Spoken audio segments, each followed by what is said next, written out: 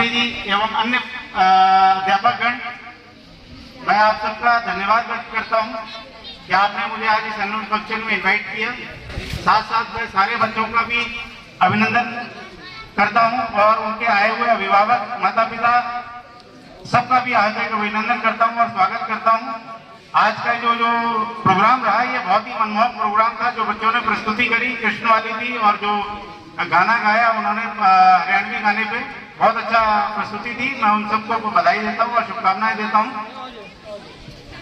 मैं 2-3 बातें आपसे जिक्र करना चाहता हूँ क्योंकि आप लोग अब बड़ी हायर क्लासेस में आ गए हैं।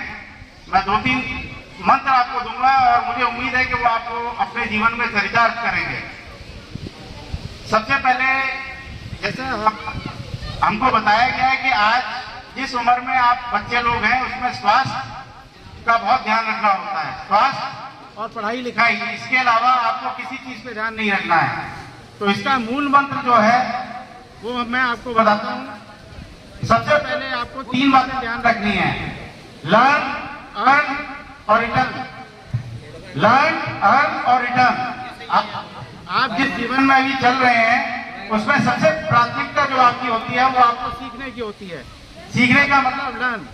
तो आप जो भी विद्यालय में सीख रहे हैं उसे प्रॉपर तरीके से सीखें। तो लर्न आपकी प्रायोरिटी में होना चाहिए क्योंकि आपके स्कूल आने मेन मोटिव ही लर्निंग है और समाज में जो पढ़ लिख जाता है वही बच्चा आगे बढ़ पाता है। दूसरा है लर्न, अर्न।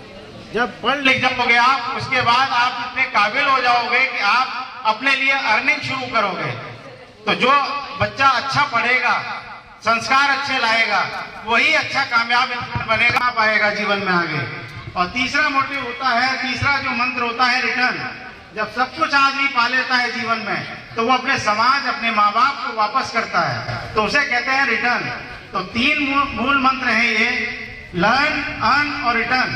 ये तीनों आपको अपने जीवन में चरितार्थ करने हैं और मैं विश्वास करता हूं कि जो बच्चा इनको अपने जीवन में चरितार्थ करेगा वो निश्चित तौर पे ऊंचाइयों पे जाएगा और अपने माँ बाप का, अपने स्कूल का और अपने क्षेत्र का नाम रोशन करेगा।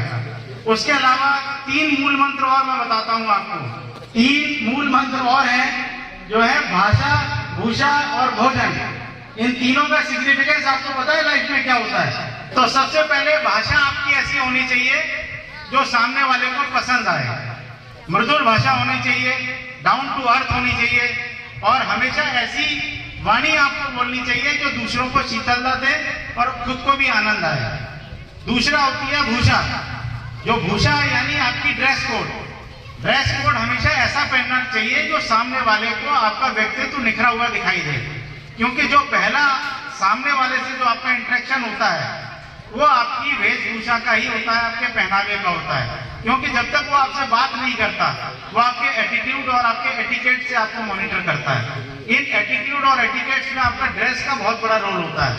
तो मैं ये चाहता हूँ और गुजारिश भी करूंगा आप सब बच्चों से कि जब आप स्कूल आते हैं या अपनी रिश्तेदारी में कहीं भी जाते हैं या आप किसी भी धार्मिक जगह पे जाते हैं या किसी भी फंक्शंस में जाते हैं तो अपने आप को वेल ड्रेस्ड करके जाना चाहिए हमेशा। जरूरी नहीं है कि आपको किसी बताए हुए फंक्शन में, आप कहीं भी आप घर से बाहर निकल रहे हैं तो आप वेल ड्रेस्ड अप रहें ताकि सामने वाले पे आपका जो प्रतिबिंब पड़े वो एक पॉजिटिव वेव के तौर पे काम करे। क्योंकि जब आप दोबारा उससे मिलेंगे तो आपका व्यक्तित्व उसके सामने वो प्रेजेंट रहना चाहिए कि हाँ ये बंदा मुझसे पहले मिला था और इसका स्टेटस, इसका व्यक्तित्व ये है, वो तुरंत आपको पहचान ले। तीसरा है भोजन। भोजन का हमारे जीवन में सबसे बड़ा महत्व है।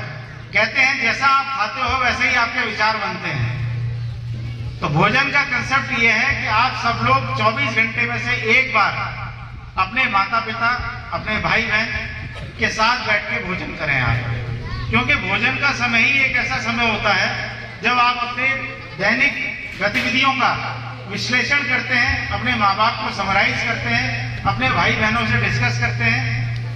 तो वो एक बहुत अच्छा अवसर होता है जब आप एक अच्छी प्रतिक्रिया देते हैं, अच्छे वचन बोलते हैं और अच्छी भावनाएं आपके दिल में जाती हैं। तो मैंने आपको 6 कंसेप्ट, 6 मंत्र बताए हैं आज। पता नहीं मैंने किस भावना से ये बताए तो मैंने इस भावना से है कि ये बच्चे आगे जीवन में कुछ कामयाब बने तो इन मंत्रों को उसका आधार बनाए। तो मैं चाहूंगा कि आप महीने में एक बार इस तरीके के जो मंत्र होते हैं, ये तो मैंने 6 बताए, आप और भी ढूंढें। देखिए, किसी को भी भाषण बहुत पसंद नहीं आता। हर आदमी ये चाहता है कि शॉर्ट क्लिपिंग उसको बताई जाए और दिखाई जाए, उसी से वो प्रोग्रेसिव अपने जीवन को आगे बढ़ाता है। आप देखिए, मोदी जी चाहे हमारे देश के जो प्रधानमंत्री हैं, वो आपको लंबे चौड़े भाषणों में बिलीव नहीं करते हैं। वो जब भी भाषण देते हैं उसमें कुछ ना कुछ क्रक्स ऐसा होता है, एक पॉइंट ऐसा होता है जिसका सारांश पूरे भाषण में चला जाता है। तो मैं ये चाहता हूँ कि आप भी जब अपनी स्टडीज करें, टीवी देखें, मोबाइल पे डाटा यूज करें, तो हमेशा उसमें से वो क्रक्स ढूंढने की कोशिश करें जिससे आपका जीवन परिवर्तित हो सकता है। मैं आपको एक कहानी और सुनाना चाहूँगा। वो कहानी है हमारे वर्तमान राष्ट्रपति जी। हमारी राष्ट्रपति जी का नाम पता है आपको? कितनों को पता है हमारे राष्ट्रपति जी का नाम क्या है? बताइए बताइए। अच्छा, आप तो प्राइज विनर है, आप छोड़िए, बाकियों को कितनों को पता है? द्रौपदी मुर्मू। उन्होंने एक कहीं व्याख्यान दिया था, और मैं ये जो कहानी सुना रहा हूँ इसके बाद मैं आपसे इसका सारांश पूछूंगा कि आपको इससे क्या सीखने को मिला। उन्होंने ये बताया कि वो झारखंड या छत्तीसगढ़ के गांव में जब रहती थी उनके माँ बाप के साथ, उनकी आर्थिक स्थिति इतनी सुदृढ़ नहीं थी, तो उनके जो माँ बाप हैं वो खेतों से, जंगल से लकड़ियां बीन कर लेके आते थे और उन लकड़ियों को अपने चूल्हे में जला के सब बच्चे जो उनके भाई बहन थे सबको भोजन दिया करते थे। तो जब एक बार उनके पिताजी जो है लकड़ी लेके आए, घर में माँ ने चूल्हा जलाया हुआ था, और ये जब छोटी थी हमारी राष्ट्रपति महोदया, तो उन्होंने अपने पिताजी जब उसको चूल्हे में लकड़ी को डालने से पहले उस लकड़ी की पूजन कर रहे थे कि हे लकड़ी माता, मैं आपको इसमें अग्नि में दे रहा हूं, ये मैं बहुत बड़ा पाप करने जा रहा हूं, लेकिन मेरी मजबूरी है, मैं इसके बगैर जिंदा भी नहीं रह सकता हूं। तो मेन बात यह है कि उन्होंने उस लकड़ी का जो टुकड़ा था उसकी भी पूजा करी, उसको जलने से पहले। तो मैं आपसे इस जो कहानी मैंने आपको सुनाई है, इसका सारांश क्या है, कोई ये खड़ा होकर मुझे बता सकता है?